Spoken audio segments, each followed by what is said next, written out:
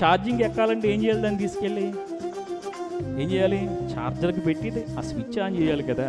నీళ్లు పైకి ఎక్కాలంటే ఏం చేయాలి? ఆ మోటార్తో కరెంట్ కనెక్షన్ అయి ఉండాలి కదా.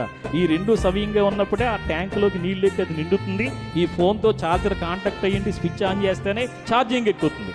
ఇప్పుడు మనలో కూడా విశ్వాసం పెరగాలంటే నువ్వు ఎవరితో కనెక్ట్ అయి ఉండాలి? దేవునితో కనెక్ట్ అయి ఉండాలి. దేవునికి మహిమ కలుగును గాక.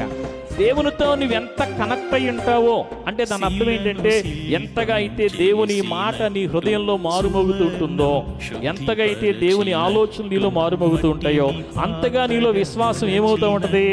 నిండుకుంటూ ఉంటుంది. నిండుకున్న విశ్వాసం ఏ రోజుకి ఆ రోజే, ఏ పూటకు ఆ పూట ఏమవుతూ ఉండాలి? మనలో నిండుకుంటూ ఉండాలి. దేవునికి మహిమ కలుగును గాక. ఎందుకంటే విశ్వాసం తరిగిపోకుండా చూసుకోవాలి, ఆత్మ నింపుదల తగ్గిపోకుండా చూసుకోవాలి.